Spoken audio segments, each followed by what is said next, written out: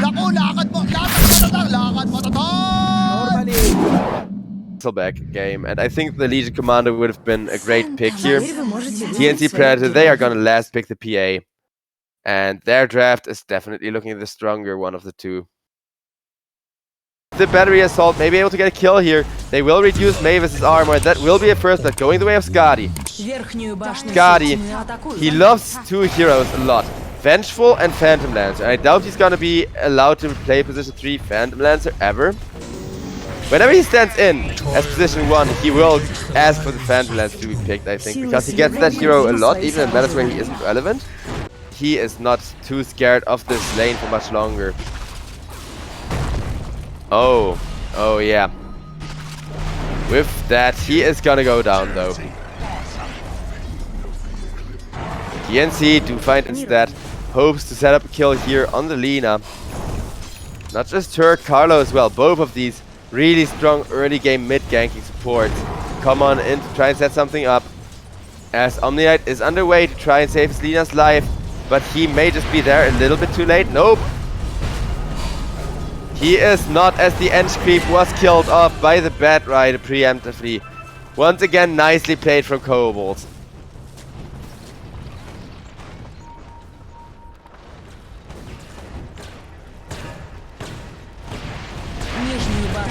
Now Ench.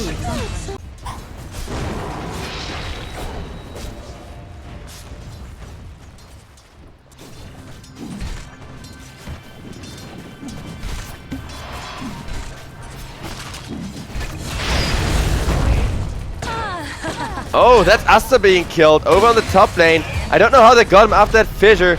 And the second I look over at top lane, thinking the Omniknight isn't gonna die any for a while and position 1 would go fight and make space for them, they would always chat new meta when they did that. And I never got it until I asked the freaking manager about it. Mavis is gonna get killed off by the Lina. It's just an Ench dying deep. I don't think you mind that too much. Hookshot onto the Enigma. He did just reveal the Wraith Pact, however, and that means even with a good battery assault, preventing the black hole from coming out, Enigma is still too hard of a target, and even Mavis is not gonna go down as the damage reduction is gonna save him through all of what Netican throws at him. Good up the Desolator in front of the BKB. Like, why is there a Mithril Hammer before the Ogre Club? But with the Battle Fury being still at a really good timing, considering you're going 0 and 2, I think that's entirely acceptable. Now the Ench gets ran down on the high ground, telling everybody else they need to sod off. And yeah, PA immediately makes her way to the triangle. Knows full well you do not want to fight yet, even with a Desolator underway. Not because you're weak, but because the enemy is strong. Why would you fight Bristleback exactly at his strongest moment? Well, it's not yet his strongest moment, but the second he finishes the BKB, that's the peak of his power curve. That's the moment where Bristleback is the very strongest he gets. Skadi makes short work of the creep. Now puts his sight onto Box Enigma. There is the black hole on 2 people, but it's only gonna be a venge kill. And guess what? It's not even really a venge kill. It just prevents him from using items, as now Carlo goes. I wonder what Skadi is gonna build now. Because you can't use items when you die the first time. A lot of the otherwise great items aren't an option for Venge to build. And that means he is just gonna go for that either lens, probably to turn into an Octarine core momentarily. Bristleback, he gets 1-man Black Hole, hit by 4 people, but it does mean everybody is low. Now you just need to get more damage in there. Skadi tries, Skadi dies for it, and the Omniknight ultimate, it misses Skadi. He was respawning exactly after the Omniknight ultimate has been thrown out, but I don't think they mind if they just get the Enigma. They do not. Instead, Lina gets stun locked up. They do get the Enigma, but for Lina, with Omniknight just standing there like, let me save you, bro, please. Lina, meanwhile, going for the Satanic Skadi build. I love that build, though. Making sure you do not fall off as early as your draft would imply. It's a huge edge. And nice swap onto Netican, who was being ran down by Asta. And now all of TNC have to retreat. Not all of them will be allowed to, but the sights are set on the Templar Assassin. meaning you just ignore the Ent. What is Ent gonna do? Well, she's gonna die to the Lina now that reinforcements are starting to arrive. Block goes down. It's still not the kill. They know what's going on. They ping like guys there smoke, but oh, with the Bat Rider, blink lasso initiation. Chris, he does manage to set up Skadi to die twice in a row. Where's your Aghanims now? Well, it's a little bit of bonus gold from the Illu. That's what your Aghanims does for you right now. But Bristleback, he is trying to kill off Mavis again. Dishing out huge damage. See, this is why I said a shard would be great here, because against Enchantress, it will give you a lot of bonus range. There is a one-man black hole now getting thrown out on the Bristleback. Another good thing for Marvel would probably be Spell Life, so judging by how much damage he constantly takes from the back, and down he goes. Yeah, PA finally sees a chance to deal some damage, to go on in there, and will immediately... PA is invis, so they do not know the front line with the Aegis is standing right there just waiting for Bristleback. Bristleback has to purge off the break and can now turn around on Asta. Knows full well Asta will just respawn, so he sets aside on the backlines instead. And the black hole on point from the Enigma once again. Skadi will break it with a swap, but Skadi is gonna pay for that with his life, and maybe even his second life. Is still doing magnificent work on the illusion, but only for so long. Skadi running out. If only he could TP or do anything with this Illu other than cast spells and right click. Clockwork goes down, and that's an ownage, yeah. Just get a few creeps to back her team up, right? Goes for the jungle, looking for potential recruits, and she dies for it. But PA will make short work of the Omni Knight in exchange. Hookshot comes on in onto the Earthshaker. Meanwhile, though, with a lasso, Bat Rider and PA are trying to set up kills left and right. Lina has fallen, Clockwork has fallen, and now they do get down the Vengeful's first life as well. Excellently played.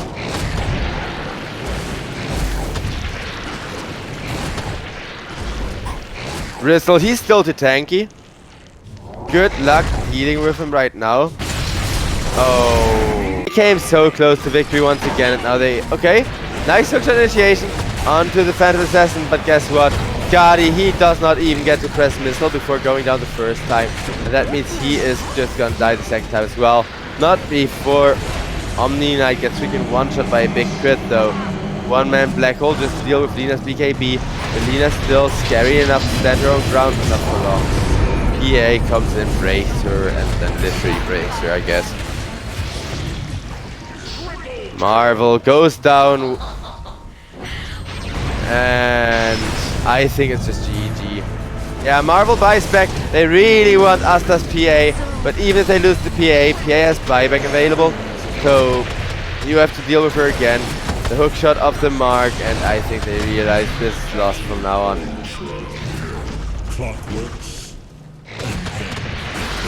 Rampage for my boy Carlo, considering it's already over.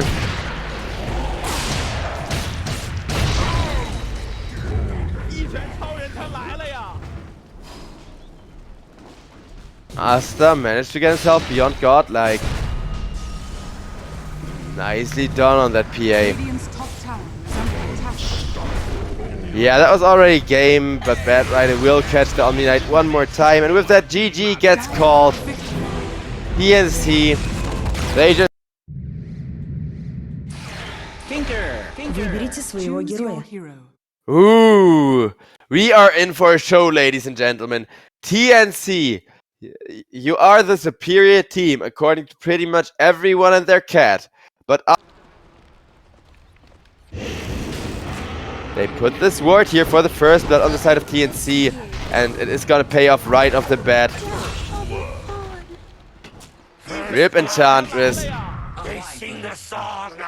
Q and everything. Over on the bottom lane, Asta. The first few levels, as F is weak, he is a mid laner after all. So would really be grateful for a little bit of solo XP getting given by Mavis. Mavis instead is in a lot of trouble. The Fissure will set up and Skadi offlane Weaver. I hope it's gonna be as good as I think it is. Because Skadi, he really likes squishy agility heroes on the offlane. Ooh, he is just gonna go down thanks to this ward though. Expected to be able to disjoint the auto. It's not walked with the Shadow Fiend. Necro Mastery being level 2 just makes this effort so hard.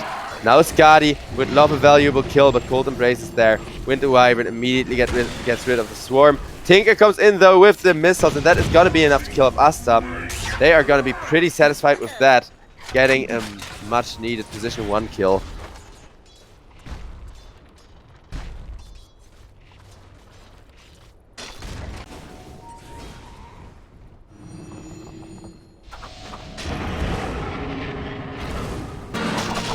Skadi gonna go down once again.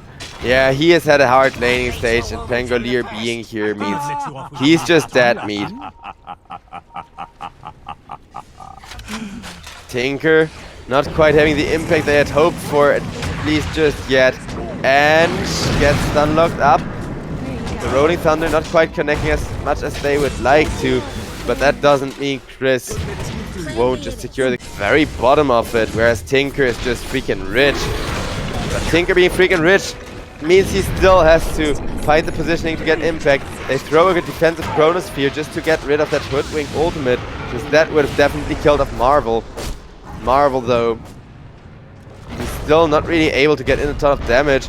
Bok just face tanking everything they throw at him, stealing some strength. Tinker comes in with the laser, meaning he cannot quite get the Earthshake kill, and it will be a kill for the Tinker. Netican on a mega kill streak. Slowly but surely he is getting to the critical momentum. He can actually carry 2 lost side lanes. That double kill, but in comes the Pangolier and Chris. See, that's the problem. Every time Tinker wins an engagement and turns into something really, really good they want to snowball off, Chris is immediately there to say, nope, who said you get to benefit? And with that Hoodwink follow-up lane is being converged on with a smoke. They are gonna find none other than Asta. The highest value kill, excellent smoke, paying off right off the bat there. Netican could be in a bit of trouble on the mid lane though, yeah. They just freaking insta-kill him with that sharpshooter. Chris has to get himself out, but guess what? Magic immunity, even if he gets stuck during the Rolling Thunder, not once but twice, in some awkward terrain, he's still gonna be fine teleporting out of there. And they did. Dire's middle tower is under attack. Alright, we got another attempt on the Void on this high ground, and I think the game's over. Void just died 4 times and doesn't even get to Chrono. His Midas timing has been delayed by a ton, and now he's just...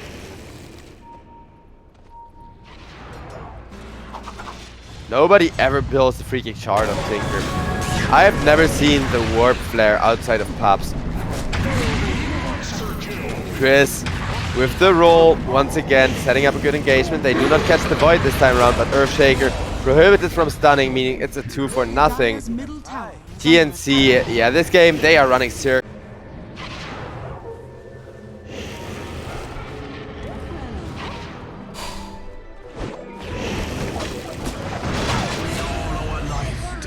Chris makes it and own it, goes beyond godlike, takes the end to make it a double kill as well.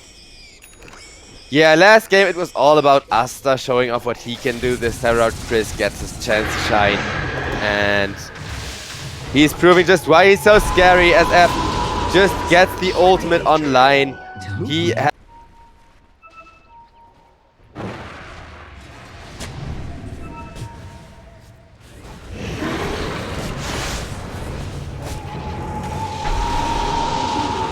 Weaver gets feared away, means he cannot save the Enchantress. There's finally a good Chronosphere. Winter Wyvern does have the curse ready and didn't even throw it, because yeah, there is still a second life on the Shadow Fiend.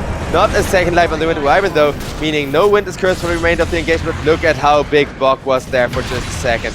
He gets huge, and the giant meat golem, going ham on this KOBOLDS draft. Netican doing a ton of work on the Tinker, but really happy about the crit damage.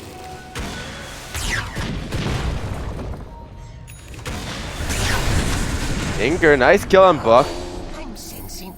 About the BKB, Bok is still a relatively easy kill. And nice stun from the Earthshaker. Shadow Fiend, he wanted to get off his BKB, turned that around, so he stuck around the high ground, did not see that stun out of nowhere come for him.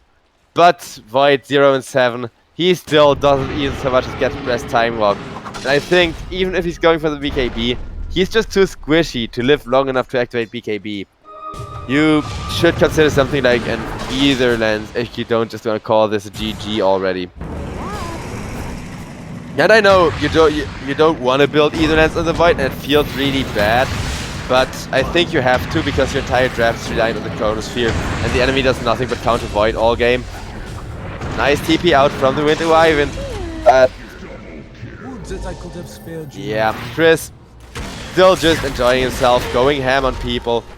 Netican, a hard kill to go for, so may as well ignore the Tinker, just keep doing your own thing. Something explosive here. Yeah. Your Hoodwink just got exploded TNC. But with a nice one-man Winter Wyvern ultimate, followed up by a beautiful Shadow Fiend ult as well. That Requiem is just gonna set them up for another one team fight. This time around, the tier 2 is probably not gonna survive. But more importantly, if they could get this Tinker somehow, Tinker trying to teleport, Shadow Fiend just says no with the guaranteed crit. Question Ice Frog removes all the fun and wacky stuff instead of adding more of it to the mix.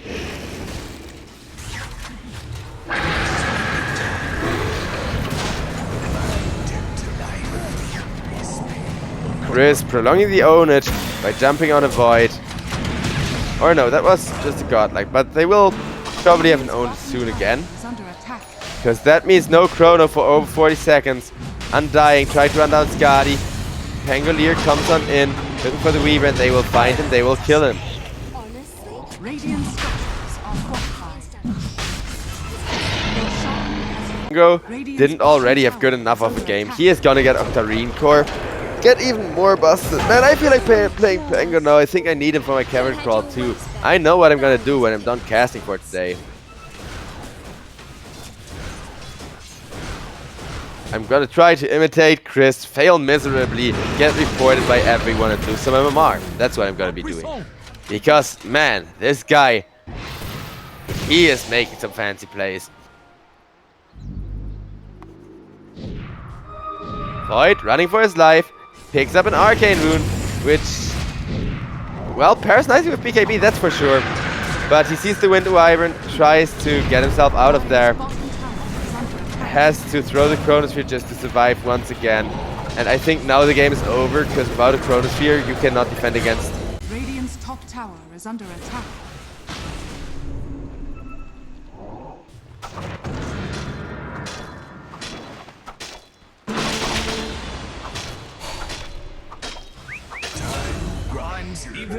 Over on top, Marvel dies once again. And yeah, like I said, we're back in ownage territory. Now the Eng gets caught as well, trying to defend. I like that KOBOLDS aren't calling it and just use this for the practice, because I'm sure they know the game is over by now. But that doesn't mean that with a Tinker this sick, you can't at least try to have some fun. You can't at least try to stay warm on your favorite heroes, right? And Earthshaker goes down. Asta would like to 1v1 the tower, but first, looking for the Weaver, not quite getting him, movement speed too high. What can you do?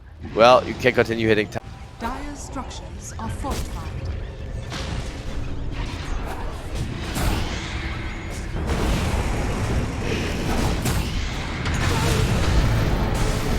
Asta gonna go down the first time, except that's the Void BKB for a totally calculated death. They are gonna throw out the Chronosphere to try and get him again. May even succeed. They will succeed as SF does drop. 90 seconds no SF. Once again, KOBOLDS hold really well. It's just they lack the resources to actually ever start going on the aggressive before the 60-minute mark. I mean, maybe if they hold for another 60 minutes or something ridiculous. He's laughing about it. He can laugh about this. It's just unfair. He's just like, well, isn't that something, right? They're having good fun still. Well, TNC obviously a lot more than KOBOLDS, but KOBOLDS, they do realize it's just a game. I don't feel it. If you're not in it for the money anymore, may as well play for the fun of it.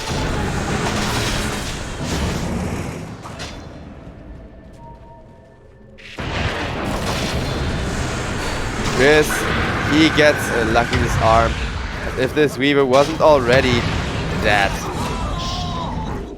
Ent goes down as well for one shot. Doesn't quite hit the combo. And Ent gets the attendance out, whereas Void on the top lane, looking for a Chrono, finding the Chrono. Bog is sitting in the back though to zone everybody else away from helping the Void. And that means Void's just gonna die to Changolier while Undying baits them all into the Shadow Fiend. With the clap, kills off the Earthshaker. Now Marvel expectedly goes down, buys back. But Asta just gonna BKB TP out. Dire's middle tower is under Void, attack. luckily, Dire's middle tower has he fallen. dodged the bushwhack there by pure timing alone. Just saying.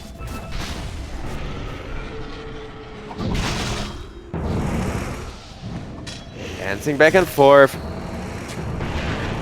Chris looking to jump in. Does have the blink dagger, but doesn't even need it. As Hoodwink just goes for a one shot once more and rip Marvel as well.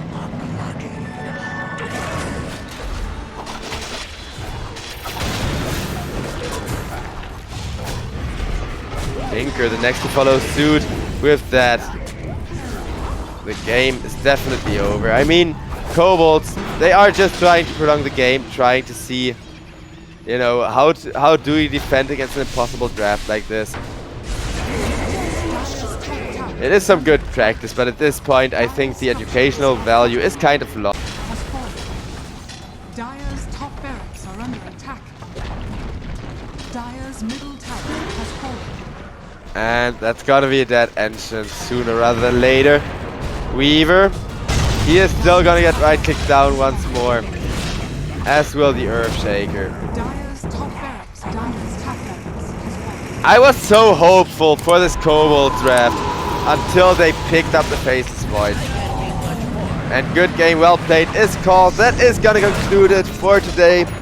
Nothing left to say about this game that I haven't yet said, other than that I'm happy that Chris got a chance to shine.